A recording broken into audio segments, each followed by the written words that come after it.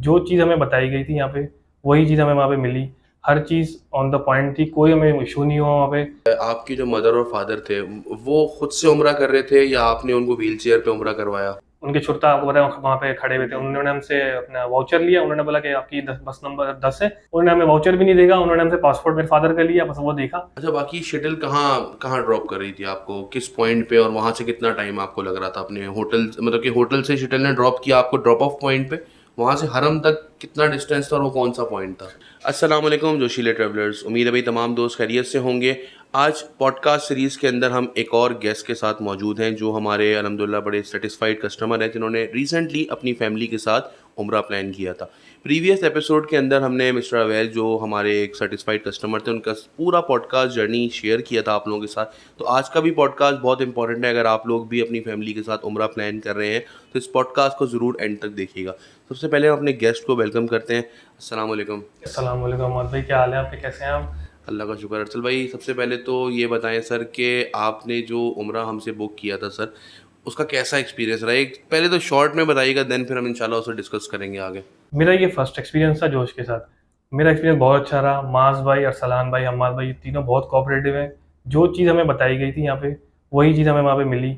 Her cheese on the point थी, कोई हमें इशू नहीं हुआ वहाँ पे। हम बहुत सेटिस्फाई हुए आगे, मेरे फादर भी काफ़ी सेटिस्फाई। पहला ट्रिप था, आपको पता है इंटरनेशनल ट्रिप था, तो थोड़ा कोई हमें प्रॉब्लम भी थी कि आगे किस तरीके से होगा, किस तरीके से प्लान होंगे डिफरेंट। हमने टूर्स से भी जाके इस बारे में डिस्कशन की थी, मगर मास भाई ने हमें सेटिस्फाई किया बहुत ज़्यादा और हम उनसे मुतमईन हुए और ट्रिप हमारा बहुत अच्छा रहा। सही। अच्छा, जैसे अभी लास्ट हमारे साथ अवैज़ भाई आए थे तो वो माशाल्लाह अपनी वाइफ और बच्चों के साथ गए थे। तो आप पेरेंट्स के साथ गए थे। हर इंसान, जैसे मैंने खुद पर्सनली पेरेंट्स के साथ उम्रा किया है तो उसकी एक अलग फीलिंग है। तो आपका कैसा, एक तो ये बताएं फीलिंग कैसी रही कि अम्मी अब्बू दोनों को आप साथ लेके गए थे, तो क्या फीलिंग थी आपकी? नहीं, मेरी फीलिंग बहुत अच्छी थी क्योंकि मेरे फादर और मेरी मदर दोनों काफ़ी टाइम से ट्राई कर रहे थे कि वो जाएँ। मगर उनको यही इश्यू था कि उनके साथ कोई जाएगा कौन? क्योंकि उनको पता है आपको ओल्ड थोड़ी हो गई है ना एज। तो इस वजह से मैंने स्टेप लिया कि मैं जाऊँगा। फिर मेरे ऑफ़िस की कोई ऐसी रूटीन थी तो मैंने उसमें से टाइम निकाल के इसके लिए और एक मतलब अपने ऑफ वगैरह किया वहाँ से और मैंने रेगुलर उसको ऑफ अप्लाई करके देन मैंने वहाँ पे अमाज़ भाई के पास आया कि ये मेरी ट्रिप करना है। बहुत अच्छा एक्सपीरियंस था। फादर मदर के साथ जाके काबा को बराह रास्त देखने का माशाल्लाह। एक्सपीरियंस बहुत ज़्यादा था क्योंकि हर किसी का ड्रीम है कि वो अपनी फादर और मदर के साथ जाए। मेरा ये ड्रीम फुलफ़िल हो गया। ठीक। अच्छा, मुझे ये बताएं अरसल भाई कि आपकी जो मदर और फादर थे वो खुद से उम्रा कर रहे थे या आपने उनको व्हील चेयर पे उम्रा करवाया? नहीं, मेरे फ़ादर की शुरू से यही था कि मैं खुद से उम्रा करूँगा, मेरी मदर का भी। तो हमने 2 उम्रे किए, दोनों उन्होंने खुद से ही किए। सफ़ा, मरवा और तब मताफ़ में जो भी हमने उम्रा किया, सब चीज़ उन्होंने खुद से किया। व्हीलचेयर मुझे यूज़ नहीं करनी पड़ी। थ्रू आउट द जर्नी, मतलब कहीं पे भी? थ्रू आउट कहीं पर भी नहीं। बस उतारती थी, वहाँ भी हमें कोई व्हीलचेयर हमने यूज़ नहीं करी, हम्म। कहीं पर भी हमें कोई व्हीलचेयर यूज़ नहीं करी। उन्होंने सब चीज़ें खुद से करी। ठीक है, माशाल्लाह, अल्लाह ताला उनको सलामती दे। हाँ। अच्छा, अब मुझे ये बताइएगा कि अरसल भाई की जर्नी स्टार्ट करते हैं। आपने सबसे पहले आपने कौन सी फ़्लाइट यूज़ की आपने यहाँ से जाते हुए? अच्छा, मैंने यहाँ से फ्लाइट बुक करी थी एयर ब्लू। मैं एयर ब्लू से गया था और मेरी फ्लाइट थी रात को 12:30 बजे। ठीक हो गया, ठीक हो गया। तो 12:30 बजे तो आप सुबह पहुँचे होंगे जद्दा? जी, मैं जद्दा एयरपोर्ट पहुँचा था, फजर की अज़ान वहाँ हो रही थी और मैं लैंड कर गया था वहाँ। ठीक है। तो अब मुझे ये बताइएगा, जब आप जद्दा से मक्का आए तो वो कितना टाइम आपको लगा? पहले तो ये बस कैसी थी और कैसा रहा वो सफ़र? मैं जद्दा पहुँचा, उसके बाद हमने वहाँ पे नमाज़ पढ़ी क्योंकि नमाज़ का टाइम हो गया, हर कोई पढ़ रहा था। हमने कहा यार नमाज़ पढ़ लें क्योंकि एहराम तो पहने भी थे। हम नमाज़ पढ़ के जैसे ही फ्री हुए तो उनके छुट्टा आपको पता है वहाँ पे खड़े हुए थे। उन्होंने हमसे अपना वाउचर लिया, उन्होंने बोला कि आपकी बस नंबर 10 है, सामने खड़ी है, आप चले जाएँ। हम वहाँ पे चले गए, बस के अंदर बैठे, अच्छी बस थी। काफ़ी मतलब ये नहीं था कि वो बहुत फुल कंजस्टेड थी, आराम से गैप भी थे, स्पेस भी थी। आराम से हमने अपना सामान रखा, हम तीनों बैठ गए। हम वहाँ से निकले होंगे 6 बज गए थे जो हम वहाँ से निकले और उन्होंने हमें 10 बजे या साढ़े 10 के अराउंड किसवा उतार दिया। और ये हमारे लिए एक फिजिबिलिटी ये हुई कि किसवा के उन्होंने हमें गेट पे ही उतारा। कहीं बीच में उन्होंने कभी ड्रॉप नहीं किया हमें, उन्होंने एकदम ऑन गेट पे उतारा और फिर हम वहाँ से अंदर आ गए। अच्छा, अब आप ये बताएं 10 बजे जब आप पहुँचे तो आपको चेक इन मिल गया आराम से उसी टाइम? ये असलान भाई का बहुत अच्छा था कि असलान भाई ने हमें कंफर्मेशन नंबर दिया हुआ था। सही। किस्वा में आराम से हमने तो वाउचर भी नहीं उनको दिखाया, हम वहाँ पे गए, हमने बोला कि हमारी बुकिंग, उन्होंने कहा कंफर्मेशन नंबर है, हमने बोला ये नंबर है। उसने मेरे फादर का नाम लिया क्योंकि उनके नेम पे बुकिंग थी। उन्होंने हमें वाउचर भी नहीं देखा, उन्होंने हमसे पासपोर्ट मेरे फादर का लिया, बस वो देखा। उन्होंने हमें रूम अलॉट किया, कार्ड उन्होंने जो करते हैं उन्होंने वो किया और हमें 7th फ्लोर पे रूम दे दिया। हमें कोई इशू नहीं हुआ। हार्डली 20 to 25 मिनट्स लगे होंगे, हम रूम में थे अपने। अच्छा, यहाँ एक बात बता दूँ मैं अपने गेस्ट को कि जिन लोगों की फ़्लाइट्स अर्ली होती हैं, जैसे अरसल भाई की फ़्लाइट जल्दी थी, वो सुबह 10 बजे पहुँच गए, तो हमारी कोशिश होती है कि हम प्लान के अंदर एक एक्स्ट्रा नाइट रखें। एक दिन पहले से, ताकि उनको चेक इन में मसला ना हो। उसका रीज़न सबसे बड़ा ये है कि चेक इन टाइम जो होता है मक्का और मदीना दोनों जगह पे, वो होता है शाम 4 बजे। तो अगर आपने एक्स्ट्रा नाइट नहीं की हुई होगी तो आपको 4 बजे तक वेट करना पड़ेगा। तो नॉर्मली लोग क्या करते हैं, अपना सामान ड्रॉप करते हैं हरम के जाने के लिए होटल में ही, और फिर वो चले जाते हैं। लेकिन अगर आपकी एक्स्ट्रा नाइट पहले से होगी तो आपको ये प्रॉब्लम नहीं होगी एटलीस्ट कि आपको चेक इन के टाइम कोई भी प्रॉब्लम का सामना करना पड़े, वो आपको स्मूथली मिल जाएगा। तो हार्डली थोड़ी सी कॉस्ट बढ़ती है, लेकिन आपको कंफर्ट बहुत मिल जाता है कि स्टार्ट ऑफ द जर्नी आपकी स्मूथ हो जाती है। अच्छा, अब किस्वा का बताएं सर, किस्वा कैसा होटल था, आप किस्वा का कैसा एक्सपीरियंस रहा?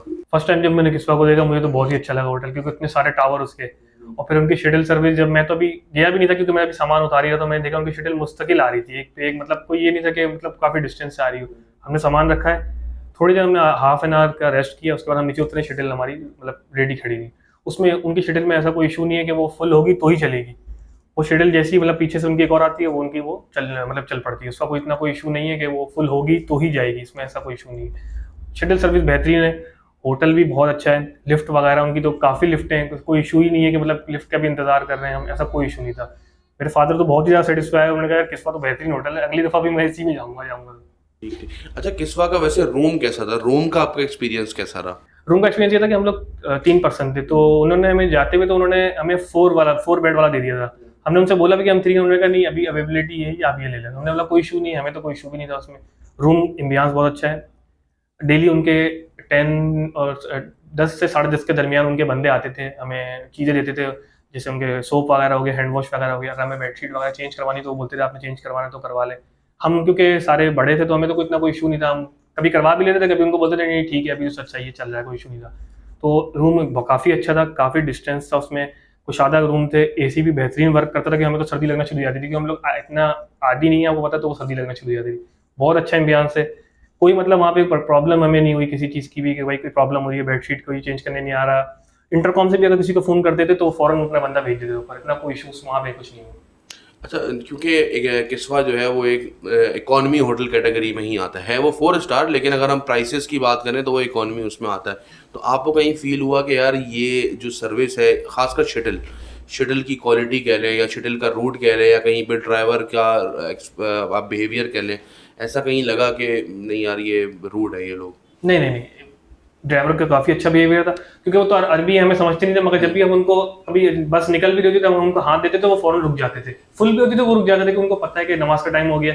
अब तो खड़े होकर भी ट्रैवल करना, क्योंकि इतना कोई डिस्टेंस है नहीं ना किस्वा से, अगर शटल में जा रहे हैं तो आप खड़े होकर भी ट्रैवल कर सकते हैं। काफ़ी दफ़ा मैं और मेरे फादर तो खड़े होकर ट्रैवल कर लेते, अम्मी को बिठा देते थे क्योंकि वो लेडीज़ थी, बाकी हम खड़े होकर ट्रैवल कर लेते। बस भी काफ़ी बड़ी, आराम से खड़े भी हो सकते हैं, कोई मतलब लड़ाई झगड़ा वाले वहाँ पे कोई सिस्टम नहीं है, हर कोई तमीज़ से मतलब हर कोई बिहेव कर रहा है। फीमेल्स को वहाँ पे काफ़ी रिस्पेक्ट मैंने देखी कि वो किस्वा में शटल में लोग खड़े हो जाते थे, कोई फीमेल अगर खड़ी हुई है तो जेंट्स खड़े हो जाते थे, फीमेल को जगह दे देते थे। ये काफ़ी अच्छी उनकी मतलब रिस्पेक्ट थी उनके बंदों की, जो वहाँ पे रह रहे थे, मतलब जो वहाँ पे आए हुए थे वो भी, और उनके जो स्टाफ था उनके लिए भी। अच्छा, बाकी शटल कहाँ कहाँ ड्रॉप कर रही थी आपको, किस पॉइंट पे, और वहाँ से कितना टाइम आपको लग रहा था अपने होटल, मतलब कि होटल से शटल ने ड्रॉप किया आपको ड्रॉप ऑफ पॉइंट पे, वहाँ से हरम तक कितना डिस्टेंस था और वो कौन सा पॉइंट था? शटल का एक ना उनके पॉइंट बना हुआ था, एक होटल था, मैं नाम मुझे अभी माइंड में नहीं आ अंजुम रहा। होटल? जी, अंजुम होटल था, उसके सामने वो हमें उतार रही थी। काफ़ी 3 से 4 होटल और थे जिनकी की शटल भी वहीं आके रुकती थी, तो वो हमें वहाँ उतारती थी। अगर हम जल्दी चले जाते थे, जैसे नमाज़ भाई ने हमें बोला था कि हाफ एन आवर पहले चले जाएँ तो वो आपको पता है रश कम होगा। तो हम हार्डली 20 टू 25 मिनट्स में मताफ के एरिया में होते थे, आराम से हमें नमाज़ अंदर मिल जाती थी। एक दो दफ़ा हम लेट हो गए तो हमें थोड़ा टाइम लग गया क्योंकि रश ज़्यादा था, तो उसमें भी आधा घंटा लगता था, इतना कोई इशू नहीं है चलने में। मगर ये है कि वो चलने में इतना कोई इशू नहीं है कि आप समझे कि बहुत ज़्यादा डिस्टेंस है, इतना कोई डिस्टेंस नहीं। आपको पता है मताफ का एरिया काफ़ी बड़ा है, और फिर बाहर भी काफ़ी सहन काफ़ी बड़ा है उनका, बिल्कुल। तो वो तो आपने चलना ही पड़ेगा, इतना तो करीब उतारेगी नहीं आप। वो आराम से उतारती थी, हम वहाँ उतरते थे और सब चले जाते थे। मार्केट भी लगी हुई होती थी वहाँ पे, आपको पता है रोड वो लगाते हैं, तो उसमें भी थोड़ा पूछ वूछ के कुछ चीज़ें परचेस करनी है तो वो परचेस करके अंदर चले जाते थे, इतना कोई इशू नहीं होता था। मेरे ख्याल से मैं अगर बोलूँ तो 15 टू 20 मिनट्स के अंदर हम अंदर होते थे। सही सही। अच्छा, अब ये बताइएगा कि मक्का में जब आप पहुँचे थे तो ज़ियारात फिर आपने किस तरह से मैनेज की? क्या वो बस ज़ियारात की आपने या वो प्राइवेट ज़ियारात करी? अच्छा, मेरे फादर का ये था कि हम मक्का में ना हम प्राइवेट ज़ियारत करें। हमने पहले बस वाले से भी फर्स्ट डे के बाद हमने बस वाले से भी मतलब चीज़ें वगैरह पूछी, उन्होंने कहा ये चीज़ें हैं, मगर मेरे फादर का ये था कि हम प्राइवेट ज़ियारत करेंगे। तो वहाँ इजियात की कुछ बसेस वो चलती हैं, टैक्सी सर्विस, वो हमने वहाँ से मतलब खड़ी हुई थी, उनसे हमने बात की तो उन्होंने हमें 140 रियाल में कंप्लीट ज़ियारत करवाई। उन्होंने हमें बंदा अच्छा था, हमारे कराची इस्लाम मुल्तान के थे वो बंदे। उन्होंने हमें ज़ियारत करवाई, हर चीज़ दिखाई, हर जगह रोका, जहाँ हमें जाना था उन्होंने बताया कि ये चीज़ यहाँ है, ये चीज़ यहाँ है। गारे हिरा हम नहीं जा सके क्योंकि वो आपको पता है वो ऊपर चढ़ने का डिस्टेंस, मेरे फादर इतना मतलब और मदर थी वो चल नहीं सकती थी। उन्होंने बोला अगर आपकी है तो फिर मैं यहाँ फजर में आ जाएं आप लोग, फजर में आराम से चढ़ें, कर चीज़ें कर करा के आ जाएं। तो हमने वहाँ तो हम नहीं गए, नीचे से ही हमने देख ली, बाकी ज़ियारत हमने प्राइवेट करी मक्के में। ठीक हो गया। अच्छा, एक चीज़ मुझे और बताइएगा कि जो बस ज़ियारत थी, बस ज़ियारत कहाँ से, क्योंकि बहुत सारे लोग पूछ रहे होते हैं कि भाई ये बस ज़ियारत जिनको करनी है वो कहाँ से मिलेगी, क्या रेट होता है, तो उसका ज़रा अगर आपको अंदाज़ा हो तो बताएं। जी, बस यार मैंने कबूतर चौक पे ही बस वाले सारे, रात को मैं ईशा के बाद जब निकलता तो हम थोड़ा ना ईशा के बाद थोड़ा घूमते फिरते थे, देखते थे कि क्या चीज़ है। तो बस ज़्यादा सारी कबूतर चौक पे सारे बस वाले खड़े होते रहे, बोल रहे होते थे ज़्यादा ज़्यादा ज़्यादा। तो उनका एक पॉम्फलेट होता है वो देते थे, वो उन जगहों पे लेके जाएंगे, वो बताते थे कि भाई इस जगह पे हम उतारेंगे, इस जगह पे आपको नहीं उतारेंगे, दूर से ही दिखा देंगे। तो ये था कि वो उनके वहाँ पे सारी मतलब कबूतर चौक पर सारे बस वाले खड़े हैं, जो आपको फीजेबल लगता है उनसे आप बात करें। हार्डली उन्होंने मुझे बताया था कि मैं 15 रियाल लूंगा एक पर पर्सन के, और सुबह फजर की नमाज पढ़ के आप बाहर आ जाइए यहीं इसी जगह पे। नंबर मुझे आप दे दें, मैं आपको कॉल कर लूंगा। और ये बस खड़ी, सामने बस खड़ी हुई थी, इसमें आपको लेके जाएंगे, ये जगह लेके जाएंगे, और आपको मैं 10 से 11 बजे ये इसी जगह पे वापसी छोड़ दूँगा। मतलब कि 15 रियाल का मतलब ये, अगर आप 3 लोग बस ज़ियारत करते तो आपका शायद 45 रियाल 45 होता है। ठीक है, तो मतलब कि 45 रियाल, लेकिन ऑब्वियसली वो फिर वो पूरी बस है उसके जी अंदर। ठीक है, तो भाई जो लोग बस ज़ियारत भी करना चाहते हैं, आपने सुना कि बड़ा इजीली बसेस वहाँ पे अवेलेबल हैं, बस ये है कि आपको रात में पहले से अपनी कोऑर्डिनेशन करनी पड़ेगी ड्राइवर से। और 15 रियाल 20 रियाल इससे ज़्यादा रेट नहीं है, आप आराम से अपनी बुकिंग कर सकते हैं। अगर तो आप प्राइवेट टैक्सी अफोर्ड नहीं कर सकते तो आप बस ज़ियारत भी कर सकते हैं। अच्छा अरसल भाई, अब थोड़ा सा कंटिन्यू करते हैं सफ़र को आगे। माशाल्लाह मक्का का आपने बताया कि बड़ा अच्छा आपका एक्सपीरियंस रहा। मक्का से जब मदीना का आपका सफ़र शुरू हुआ तो वो किस तरह से शुरू हुआ और कैसे आप गए? ये आजम भाई हैं आपके, मुझे माज भाई ने पहले बोला था कि एक दिन पहले उनको आप इन्फॉर्म कर दिए। मैंने उनको एक दिन पहले इन्फॉर्म किया, वो भी बंदे काफ़ी अच्छे हैं। मैं उनसे मिला तो नहीं फेस टू फेस, मगर सही। वो काफ़ी बंदे कोऑपरेटिव। उन्होंने बताया कि भाई आपकी बस 9 बजे सुबह आपके पास आ जाएगी, तो आपने होटल से 1 घंटा पहले चेकआउट कर देना है। किसवा टावर के हम 8 बजे हमने चेकआउट किया, लॉबी में बैठ गए। उनकी लॉबी भी इतनी अच्छी है कि पता ही नहीं चलता टाइम का कि क्या है। तो उन्होंने कॉल किया, हमें 9 से 9:15 के दरमियान हमारी बस आ गई थी, और इत्तेफाक से हम आखिरी पैसेंजर थे, वो कहीं रुकी ही नहीं उसके बाद। वो बस चली है, तो उन्होंने हमें बीच में कहीं रोका है, शायद 11 या 12 के बीच में उन्होंने रोका है, हमें खाना खाएं, ब्रेकफास्ट करें, जो भी उन्होंने एक होटल पर रोक दिया, वहाँ हम रुके। और हम 2 बजे पहुँच गए हैं मदीना। बीच में कहीं वो नहीं रुकी क्योंकि हम आखिरी पैसेंजर थे। वो सिंपल एक अपने स्टैंड पे रुकी, उन्होंने खाना हमें कहा वॉशरूम जाना है तो आप वो चले जाएं। उसके बाद 2 बजे उन्होंने हमें होटल के गेट पे छोड़ा, मोनो अल सलाम के गेट पे ही उन्होंने हमें ड्रॉप किया कि ये आप होटल यहाँ चले जाएं। तो उसका मतलब ये है कि आप 5 घंटे में तकरीबन आप पहुँच पहुँच गए। गए तो वैसे उसमें आप ये समझ लें कि हाफ एन आवर 45 मिनट्स तो हम जो उन्होंने स्टैंड पे रोका वो था। अच्छा, एवरेज अगर आप टैक्सी सर्विस भी यूज़ करें ना तो 3.5-4 घंटे आपको लगते ही हैं। अगर आप प्राइवेट भी आ रहे हो तो मतलब आप माशाल्लाह 5 घंटे में बस से पहुंच गए आप। अच्छा, वो बस भी होती, वो वाइट वाली बसमा की जो बसेज है वही थी? वही थी। और वो कैसी सर्विस थी, मतलब सफ़र कैसा रहा उसमें? उसका एक्सपीरियंस अच्छा था, काफ़ी अच्छा था। रिलैक्स बसें थी, सीटें वगैरह बड़ी कंफर्टेबल थी। हम तो पता है वो वहाँ पे बंदा इतना टायर्ड हो जाता है कि बस में हम बैठे हैं और हम वहाँ पे सो गए। उन्होंने आगे उठाया कि भाई आपका ये वो स्टेशन वो आ गया, क्या बोलते हैं, खाना पीने खाने की जगह है, यहाँ पे आप उतर जाए। बस बाकी काफ़ी कंफर्टेबल है, कोई किसी चीज़ का एहसास ही नहीं होता कि जंप है या जो है। और वैसे तो वहाँ है ही नहीं अव्वल तौर पर, मगर वहाँ पे कोई एहसास हमें नहीं हुआ। एसी वगैरह काफ़ी अच्छे चल रहे थे। और वो जैसे हम जद्दा से मक्का आए थे, वैसे ही वो भी यहाँ मदीना, मक्का से मदीना जाते हुए भी वो एकदम ये नहीं था कि फुल थी, स्पेस काफ़ी थी। कम से कम मेरे ख्याल से हार्डली 3 से 4 फैमिलीज बैठी हुई थी बस। बाकी बस पूरी आराम से थी, आप पीछे जाना है पीछे लेट जाएं, जहाँ आपने बैठना है बैठ जाए, कोई इशू नहीं था इसमें। अच्छा, मदीना का सर बताइएगा, मदीना का होटल कैसा था आपका, उसका कैसा एक्सपीरियंस था? और दूसरा, उसका कितना डिस्टेंस आपको लगा होगा? ऐसे होटल होटल बोलते हैं 500 मीटर के अंदर है, तो क्या वो 500 मीटर था? और टाइम कितना लगा आपको? और वो कौन से गेट पे आप आते थे? जैसे 328 330 कौन सा गेट था? क्या लेडीज़ गेट करीब था, नहीं था? हम मदीना पहुंचे तो वहाँ शायद मदीना में ना चेक इन चेकआउट का टाइमिंग है वहाँ पे। हम वहाँ चेक इन के टाइम चेकआउट के टाइम पहुंच गए थे, क्योंकि 2 बजे उनका चेकआउट है, फिर वो 4 बजे के बाद रूम अलॉट करते हैं। तो हम 1 घंटा बैठे रहे, उन्होंने बोला लॉबी में बैठ जाए, आपको रूम अलॉट कर रहे हैं। तो उन्होंने रूम अलॉट किया, उसमें भी कोई इशू नहीं हुआ। हमने उनको वॉचर दिया, उन्होंने हमसे पूछा कि आप कि कौन सा फ्लोर पे लेना है। हमने बोला आप जिस फ्लोर पे देना है, हमें कोई इशू नहीं है, मगर थोड़े कमरे। उन्होंने कहा ठीक है। 3rd फ्लोर पे उन्होंने रूम दिया। हम आज हाफ एन आवर हमने रेस्ट करा, असर की अजान हो गई थी, हम चले गए। फर्स्ट एक्सपीरियंस था। हमने भी उनसे पूछा कि यार कि मदीना किस साइड से जाएंगे। उन्होंने कहा ये सीधा रोड जा रहे चले जाएं, मोनो सलाम रोड ही सीधे चले, सलाम रोड ही सीधे चले। अच्छा, वो हमने फर्स्ट टाइम पे तो हमें शायद 20 मिनट्स लगे, हम पहुंच गए। वो भी हमें कितना कोई इशू नहीं लगा कि यार ये पैदल चल रहे हैं, बहुत काफ़ी डिस्टेंस है। कोई डिस्टेंस नहीं है, बीच में एक रोड आती है, वो रोड क्रॉस करी, बाकी पूरी मार्केट है, आपको पता भी नहीं चलेगा। मार्केट देखते देखते एकदम से वो मताफ का एरिया आता है अंदर। वहाँ पे 15 to 20 मिनट था। गेट नंबर शायद 311 था, और लेफ्ट पे हम लेफ्ट पे एंटर होते थे, लेफ्ट पे जाते थे तो वो लेडीज़ के लिए अलग है वहाँ पे, तो लेफ्ट पे ही 10 नंबर गेट है अंदर वाला, वहाँ पे अम्मी को छोड़ देते थे। मतलब लेडीज़ गेट से भी हमारा जो अलसलाम रोड है बहुत करीब थी, तो हमें अम्मी के लिए भी इतने कोई इशू नहीं है। मदर अकेली थी तो उनको थोड़ा शुरू में इशू हुआ, मगर उनको फिर लेडीज़ वगैरह मिल गई तो वो एडजस्ट हो गई, उनके लिए भी कोई इशू नहीं होता था। ज़ोहर में जाते थे हम, और हम असर में थोड़ा निकलते थे देखने वेखने की चीज़ें, फिर वापसी चले जाते थे, फिर देन ईशा पढ़ के ही वापसी आते थे। इतना कोई हमें इशू नहीं हुआ कि डिस्टेंस काफ़ी ज़्यादा है। मेरी मदर थी, उन्होंने भी कहा नहीं डिस्टेंस सही है, कोई इतना इशू नहीं हुआ, आराम से चले जाते थे, कोई इतना इशू नहीं था, और लेडीज़ गेट भी करीब था। ठीक हो गया। अच्छा, अब होटल का भी बताइएगा कि यार ऐसे क्योंकि किस्वा टावर तो एक 4 स्टार होटल है, ठीक है।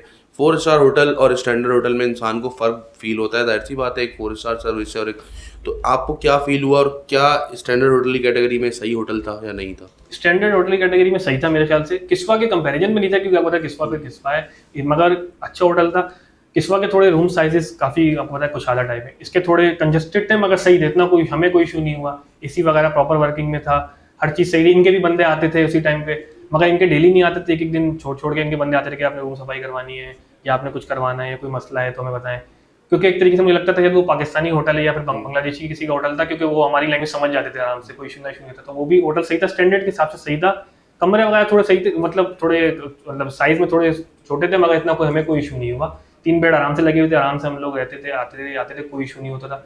लिफ्टें वगैरह उसकी भी अच्छी हैं, 2 लिफ्टें हैं उसकी, बेहतरीन चलती हैं, और कोई इतना इशू नहीं होता था। और उनके जो स्टाफ है वो भी बड़ा कोऑपरेटिव है, नीचे बैठे रहते थे, कोई इशू होता था हम पूछते थे भाई खाना खाना है हमें, कोई अच्छी जगह बताएं, क्योंकि शुरू में वो होता है पूछना पड़ता है, इतना हमें आइडिया नहीं था, तो बताते थे यहाँ चले जाएं, इधर चले जाएं, सब चले जाएं, पैदल पैदल का रास्ता है, यूँ वॉक करें हो जाए, तो इतना कोई इशू नहीं हुआ। और ये चीज़ अच्छी थी कि दोनों हमें होटल में वाईफाई की सहूलत मौजूद थी। आपको पता है वहाँ पे इंटरनेट का काफ़ी इशू है लोगों से कम्युनिकेशन में, तो दोनों होटल में सर्विस बेहतरीन थी, वाईफाई की अच्छी, मतलब आते थे कि हम चीज़ हर चीज़ किसी से कोऑर्डिनेशन करनी है तो वो भी कर लेते थे आराम से, कुछ अपलोड करना है तो वो भी आराम से कर लेते थे, कोई इशू नहीं होता था।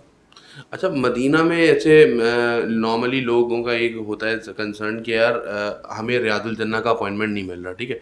तो अभी भी ऐसे हमारे कुछ हाजी गए हुए हैं, तो वो परेशान थे कि रियादुल जन्ना का अपॉइंटमेंट नहीं आ रहा। तो आपका कैसा रहा उसमें कि आपको अपॉइंटमेंट मिल गया आसानी से? और जब आप गए रियादुल जन्ना, तो क्योंकि आप पेरेंट्स के साथ थे, वालिदा अलग गई होंगी, वालिद आपके साथ गए होंगे, वो कैसे मैनेज किया आपने?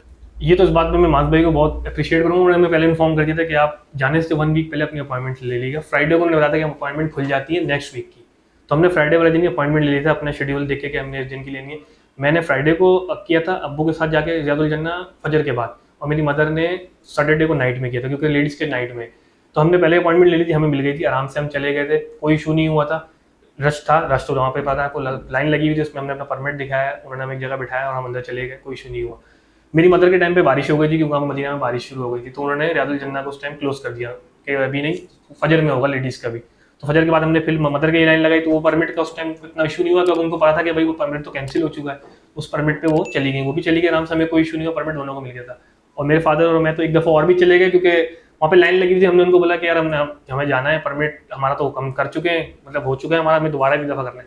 तो उन्होंने कहा कोई मसला नहीं, लग जाए लाइन में, तो वो अल्लाह का पता है, अल्लाह का करम था, हम सेकंड टाइम भी चले गए बगैर परमिट के, मगर एक दफ़ा परमिट से गए, एक दफ़ा बगैर परमिट के चले गए। सही। अच्छा, अब ये एक और चीज़ कि यार लोगों का ना एक कंसर्न होता है कि खाने के बारे में बहुत परेशान हो रहे होते हैं कि यार खाना कैसा मिलेगा, क्या होगा, महंगा है, सस्ता है। तो मक्का और मदीना दोनों जगह का बताइएगा कि आपका कितना खर्चा आया था दिन में खाने का, एक एवरेज कॉस्ट ना, कि 3 लोग हैं, तो 3 लोगों का अगर आप 3 टाइम खाना खा रहे हैं, नाश्ता, दोपहर का खाना, रात का खाना, तो मक्का में कितना खर्चा आ रहा था, मदीना में कितना आ रहा था, और क्या खाना खा रहे थे आप? जी, सुबह मैं और मेरे फादर ये करते थे, फजर की नमाज़ पढ़ के हम लोग मक्का के ही सामने ही ना अंडे पराठे वाला था, उससे लेके आए थे। नॉर्मल रेट है, इतना कोई हाई-फाई नहीं है, 3 रियाल का है अंडा और पराठा। हम 3 बजे थे 9 रियाल में आराम से, और हम चाय का सामान तो लेके गए थे, टी बैग वगैरह, तो वो तो केटल-वेटल तो वो आराम से वहीं पे कर लेते थे, बना लेते थे। 10 रियाल में सुबह का नाश्ता हमारा हो जाता था आराम से। दोपहर में हम बाहर निकलते थे तो बांग्लादेशी होटल हैं, पाकिस्तानी होटल भी हैं, लाहौरी होटल भी हैं, वहाँ से जो कभी बिरयानी खा ली, कभी पुलाव खा लिया, कभी कोई दाल खा ली, तो वो भी अप्रॉक्स 15 रियाल में हम लोग तीनों खा लेते थे, इतना कोई हमें इशू नहीं होता। और रात में हम किस्वा के सामने ना एक फास्ट फूड वाला था, वो मुझे बड़ा पसंद था। फास्ट फूड था, उसके बाद जिंगर, ब्रोस्ट और ये क्लब सैंडविच वगैरह, तो हम रात में वो खाते थे, वो भी इतना कुछ नहीं था, 25 से 30 रियाल में हम तीनों खा लेते थे आराम से, वो कोई इशू नहीं होता था। तो अप्रॉक्स आप एक दिन का लगाएं तो हमें 50 रियाल में हम आराम से खा लेते थे, कोई इतना कोई इशू नहीं होता था। और कभी कभी हम दोपहर का नहीं भी खाते थे, क्या आपको पता है, जब आप हैवी डाइट ले लें मॉर्निंग में तो इतना कोई इशू नहीं होता, क्योंकि हम तो वहाँ बैठे रहते थे, कुरान पढ़ रहे हैं, इतना तो चलना तो था नहीं, क्योंकि हम अपनी मदर को बोलते थे कि हम जाएंगे ज़ोहर में, तो फिर हम आएंगे ईशा के बाद ही आएंगे, असर में थोड़ा बहुत निकल के घूमे फिरेंगे, फिर वापसी चले जाएंगे वहीं। वापसी होटल का मतलब बार बार आना जाना नहीं करेंगे, तो इसलिए इतना कोई इशू खाने पीने का भी नहीं हुआ, अच्छा खाना मिल गया था। इतना कोई इशू नहीं था।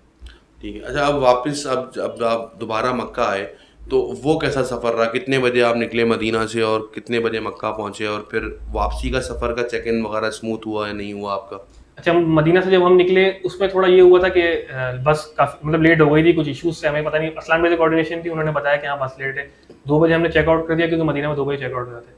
हमारी बस 4:30 पे आई है, हम नीचे बैठे रहे उनके लॉबी में, कोऑर्डिनेशन चल रही थी तो हमें आइडिया था कि बस आ रही है, क्योंकि आपको पता है हमें असलान भाई ने और माज भाई ने ये गाइड किया था कि वो सबको लेते हुए आती तो टाइम बिल्कुल। लगता है, क्योंकि वो सामान रखेंगे लोग तो उसमें टाइम कंजम्पशन है। तो हम भी उसके हिसाब से रेडी थे, एहराम हमने पहना हुआ था क्योंकि हमें सेकंड उम्रा करना था। तो बस आ गई थी 4:30 पे, हम उसमें बैठ गए। उन्होंने हमें 7:30 या 7 पे उन्होंने अपने एक पॉइंट पर उतारा जहाँ पे उन्होंने कहा आप खाना खा लें, वॉशरूम में जो भी आपने करना है वो कर लें। और हम पहुँचे थे, उसमें थोड़ा टाइम ज़्यादा लग गया था क्योंकि उन्होंने हमारे बाद भी और लोगों को लिया, तो बस को निकलते निकलते मदीना से काफ़ी टाइम लग गया था। तो हम 11 बजे पहुँचे थे।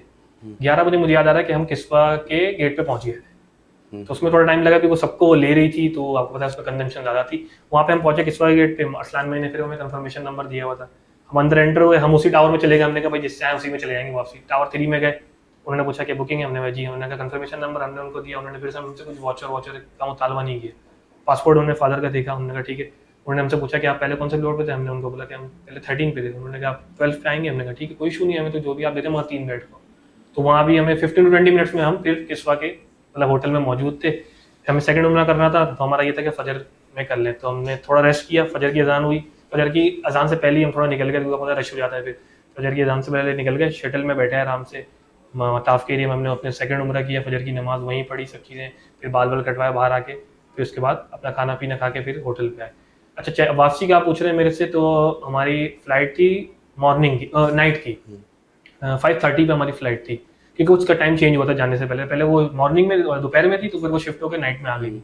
तो हमें गाड़ी लेने आ गई थी 12 बजे, 11:30-12 के दरमियान हमारी जो वही बिस्मा ट्रैवलर्स की, वो तो पूरी अंदर तक आई थी, तो कोई इशू नहीं था। वो अंदर तक आया, उन्होंने हमें कॉल की कि हम आ गए, ये बस नंबर है। बस नंबर पहले ही हमें सब चीज़ें इन्फॉर्म कर दी जाती थी कि ये बस नंबर है, तो हम उसका वेट करते थे, वो बस आती थी, फ़ोन करते थे हम चले। इतना कोई इशू नहीं हुआ जितना हम समझ रहे थे। पहले हम भी बड़े परेशान थे कि यार किस तरीके से होगा, मास भाई का तो कोई बंदा भी नहीं हुआ, हम कैसे उससे कोऑर्डिनेट करेंगे, मगर कोई इशू नहीं हुआ।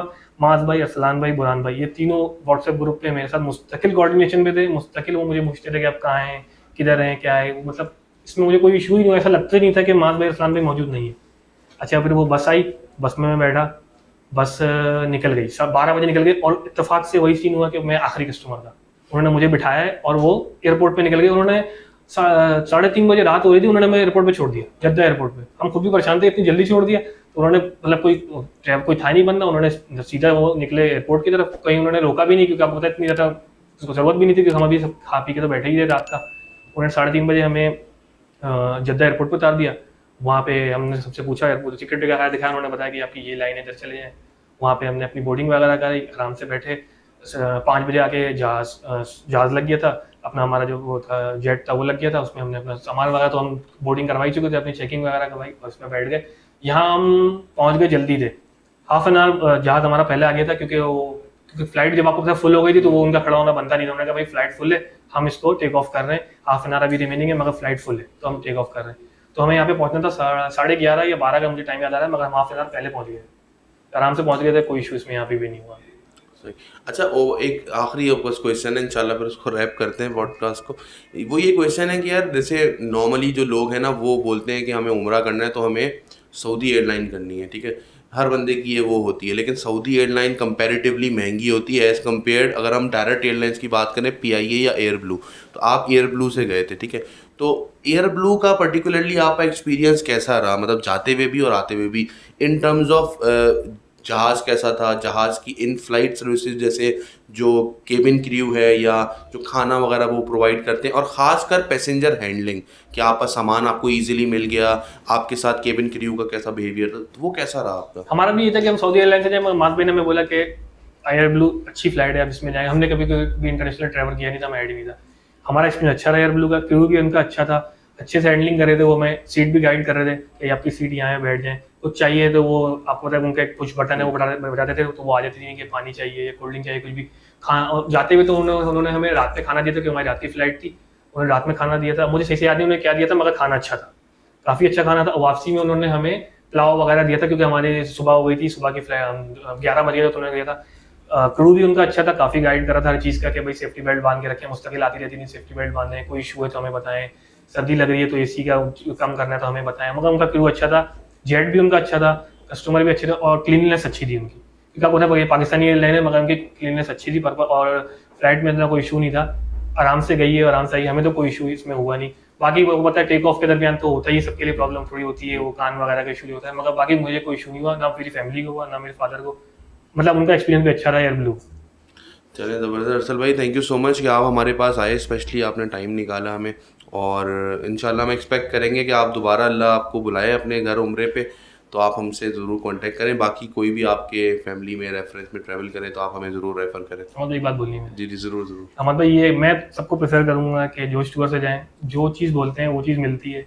मैंने वहाँ पे बहुत सारे क्लाइंट ऐसे भी देखे डिफरेंट टूर से आए हुए थे कि उनको इशू हो रहा था, वो बोले थे यार हमें ये होटल बोला था ये दिया नहीं, मास भाई ने जो बोला, असलान भाई ने जो बोला वही होटल हमें मिला, वही चीज़ मिली, वही डिस्टेंस मिला, कोई इशू नहीं हुआ, किसी चीज़ में कोई इशू नहीं हुआ।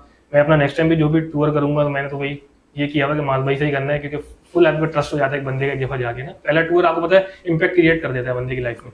मैं तो सबको प्रेफर करूंगा कि जोशी टूर से करें, कोई इशू नहीं होगा, जो बोलेंगे वो मिलेगी वो चीज़। Thank you Madhav Madhav. Thank you sir. चलिए दोस्तों, ये पॉडकास्ट हमारा अभी ख़त्म पे पहुंच रहा है। अरसल भाई के साथ हमने बड़ी डिटेल डिस्कशन की कि किस तरह से उनका उम्रा का एक्सपीरियंस रहा और क्या उन्होंने सर्विसेज हमसे हासिल की। अगर आप लोग भी अपनी फैमिली के साथ कोई उम्रा प्लान कर रहे हैं तो आप हमसे कांटेक्ट कर सकते हैं 0333359981 पे। हम आपकी फैमिली रिक्वायरमेंट्स के हिसाब से कस्टमाइज उम्रा आपके साथ शेयर कर रहे होंगे, क्योंकि हम बिलीव करते हैं कि ग्रुप उम्रा इज़ नॉट फॉर एवरीवन, क्योंकि हर इंसान की रिक्वायरमेंट अलग होती है, उसकी चॉइस अलग होती है। हो सकता है जो होटल अरसल भाई को सूट कर रहे हो वो आपको सूट ना करें, या जो आपको सूट कर रहे हो वो इनको सूट ना करें। तो आप अपने बजट और अपनी रिक्वायरमेंट्स के हिसाब से हमें अपनी क्यूरीज व्हाट्सएप करें। इंशाल्लाह हमारी टीम आपको विद इन 24 आवर्स आपकी रिक्वायरमेंट के हिसाब से पैकेज शेयर कर रही होगी। अपना बहुत ख्याल रखिएगा। अस्सलाम वालेकुम।